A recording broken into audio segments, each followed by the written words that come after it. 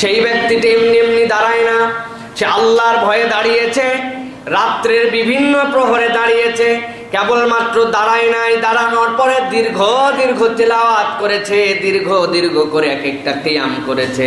কিয়াম করার পরে ওই বান্দা যখন আল্লাহর কাছে সিজদায় গেছে, যাওয়ার পরে কেবলমাত্র সুবহানা রাব্বিয়াল আলা, সুবহানা রাব্বিয়াল আলা তিনবার বলে উঠে যায় নাই। আল্লাহ বলছেন দীর্ঘক্ষণ যেরকম দাঁড়ায় থাকে, আল্লাহর ওই বান্দা দীর্ঘ সময় ব্যাপী সে সিজদার মধ্যে থাকে। কেন সে দাঁড়ালো? পৃথিবীর সব মানুষ যখন ঘুমানোর প্রস্তুতি, সেই মানুষ তখন আল্লাহর জন্য দাঁড়াইলো, আল্লাহর জন্য তার মস্তককে মাটির সাথে মিশায় লাগায় রাখলো। কেবলমাত্র সংক্ষিপ্ত সময় নয়, দীর্ঘ দীর্ঘ সময় সে সিজদায় পড়ে থাকলো।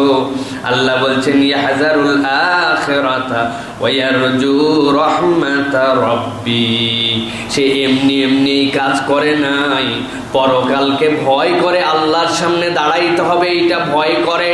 আল্লাহর সামনে সেই দিন কেমনে হিসাব দিবে, দুনিয়ার বুকে আল্লাহর সাথে একটা হিসাব মিলিয়ে নেওয়ার জন্য, পরকালের দিবসের হিসাবকে সহজ করার জন্য ইয়াহজারুল আখিরা, সেই দিন কেমনে আমি এত সময় দাঁড়ায় থাকবো, কেমনে আমার বিচারের জন্য রব্বুল আমিনের সামনে আমি প্রস্তুতি নিব। বান্দা মনের মধ্যেই খেয়াল করে, দুনিয়ার সব মানুষ যখন ঘুমন্ত, আল্লাহ বলছেন আমার বান্দা দাঁড়ায়, আমার বান্দা সিজদা করে, আর সাথে সাথে মনে আশা করে ওয়ারজু রাহমাতা রাব্বি, আমি যদি আমার এই ঘুমকে বিসর্জন দিয়ে আল্লাহর জন্য রাত্রিকালীন এই সালাতের সময়টা আমি দান করি, আল্লাহ বলছেন সে মনে মনে ভীষণ আশা করে যে আল্লাহ তাকে রহমত দিয়ে তার কোলে তাকে তুলে নিবে। সুবহানাল্লাহ। ভালো করে খেয়াল করেন, গভীর মনোযোগ দেন। এই পর্যন্ত আল্লাহ রাব্বুল আমিন একটা বক্তব্যের কথা বলেছেন, এক ধরনের মানুষের গুণের কথা বলেছেন, রাতের বিভিন্ন প্রহরের কথা উল্লেখ করেছেন। গুণ তার এইটা, রাত্রেবেলা উঠে সালাত আদায় করে, সিজদায় দীর্ঘ সময় থাকে। তার কারণ দুইটা আল্লাহ উল্লেখ করেছেন। এক নম্বর, পরকাল দিবসকে সে ভয় করে। দুই নম্বরে, সেই মানুষটা আল্লাহর রহমত আশা করে। আল্লাহ বলছেন রাসূল আপনি দুনিয়ার মানুষের কাছে অ্যানাউন্স করে দেন, দুনিয়ার মানুষের কাছে আপনার বক্তব্য, আল্লাহর বক্তব্যটা আপনি পরিষ্কার করে দেন।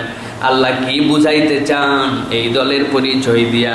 আল্লাহ বলছেন কুল হাল ইয়াস্তাউিল্লাযীনা ইয়ালামুনা ওয়াল্লাযীনা লা ইয়ালামুন। আল্লাহ আল্লাহ রসুলকে আল্লাহ বলছেন আপনি বলে দেন, দুনিয়ার বুকে যারা এই মেথডটা জানে, এই পদ্ধতিতে আল্লাহকে রাজি খুশি করা যায় যারা জানে, আর দুনিয়ার বুকে যারা জানে না, এই আমল করে নাই, তাহাজ্জুদ গুজার বান্দা নয়, এই দুই দলকে কখনো একরকম হতে পারে? আমার আল্লাহ বলছেন কখনো একরকম হতে পারে না। আল্লাহ রাব্বুল আমিন নিজে এরপরে বলছেন ইন্নামা ইয়াতাযাক্কারু উলুল আলবাব। ও দুনিয়ার মানুষ, আমি আল্লাহ প্রথমে যে বক্তব্যটা তোমাদের কাছে দিলাম, এক দলের পরিচয় দিয়ে জানাইলাম, যেই দলটা আল্লাহর জন্য রাত্রে দাঁড়ায়, আল্লাহর জন্য আল্লাহর রহমতের আশায় সিজদার মধ্যে দীর্ঘ সময় কাটায়। দুনিয়ার মানুষ যখন ঘুমায়, সে ঘুমকে বাদ দেয়, কখনো বা প্রথম রাত্রে, কখনো মধ্যরাত্রে, কখনো শেষ রাত্রে, কিন্তু সে রাত্রি জাগরণ করে। এই দুই শ্রেণীর মানুষ কখনো এক হতে পারে না। আল্লাহ বলছেন ইন্নামা ইয়াতাযাক্কারু উলুল আলবাব, নিশ্চয় জ্ঞানবান যারা, তাদের জন্য আল্লাহ রাব্বুল আমিন এর মধ্যে সাংঘাতিক শিক্ষা ঢুকায় রেখেছেন। সুবহানাল্লাহ। উলুল আলবাব, আল্লাহ বলছেন জ্ঞানবান যারা, তাদের জন্য এর মধ্যে এখন শিক্ষা আছে। এখন যদি কেউ জ্ঞানবান না হয়, তার জন্য শিক্ষা নাই। কোরআনের এই মেসেজের দ্বিতীয় একটা পরিভাষা হচ্ছে, আল্লাহ রাব্বুল আমিন বুঝাতে চান যে তোমরা জ্ঞানবান হও, কিন্তু তোমাদের জ্ঞানের একটা অংশ অন্ধকারচ্ছন্ন, যেই জ্ঞান দ্বারা তোমরা সত্য মিথ্যাকে নির্ণয় করতে পারো না, যে আল্লাহ এবং তার রসুলকে চিনে, তার ওই জ্ঞানটা হচ্ছে সজ্ঞান। আর যার দুনিয়াবি জ্ঞান আছে কিন্তু আল্লাহ এবং তার রসুলকে চিনে না, সে হচ্ছে মূলত দুনিয়ার জ্ঞানে জ্ঞানী, কিন্তু আল্লাহকে না চিনলে সে হচ্ছে অজ্ঞান। দুনিয়ায় দল দুইটা, মনে আছে তো আপনাদের? পার্টি দুইটা, একটা অজ্ঞান আর একটা সজ্ঞান। অজ্ঞান পার্টির সংজ্ঞা কি? যারা মলম লাগায় মানুষকে অজ্ঞান করে, এরা অজ্ঞান নয়।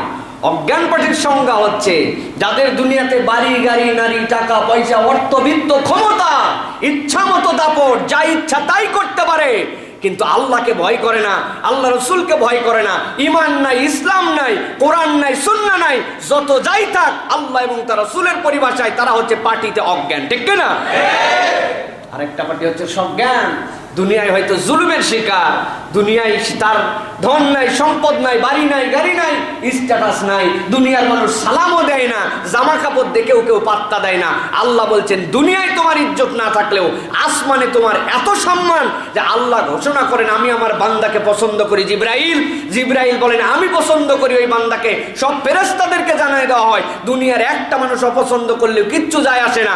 আল্লাহর কাছে যে আল্লাহ যাকে চিনে, রসুলকে যে পছন্দ করে, কোরআন সুন্নাহকে যে ভালোবাসে, দুনিয়ায় কোনো দাম না থাকলেও আল্লাহর কাছে যে পার্টিতে সজ্ঞান, ঠিক না?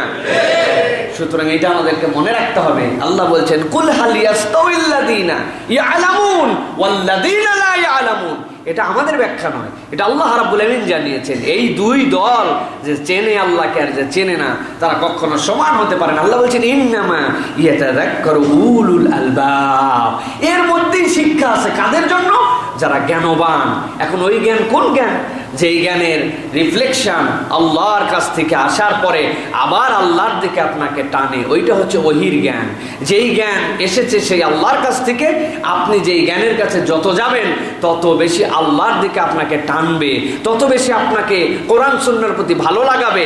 বুঝবেন যে এই জ্ঞানে আপনাকে উপকার দিচ্ছে, এই জ্ঞান আল্লাহ চেনা জ্ঞান। দুনিয়াতে তো অনেক মানুষ আছে অনেক ভালো পড়ালেখা করার পরে সে বেদিন হয়ে গেছে। আবার এমন অসংখ্য নজিরও আছে যে আল্লাহকে অত পছন্দ করতো না, দিনের প্রতি অত বেশি আকৃষ্ট ছিল না, এমন তার জীবনে জ্ঞানের মধ্যে থেকে আল্লাহ তার চোখ খুলে দিয়েছেন যে সেইখান থেকে সে আল্লাহ এবং তার রসুলকে ভালোবাসতে শুরু করেছে। এরকম অজস্র নজির আমাদের সামনে দুনিয়ার বুকে আছে।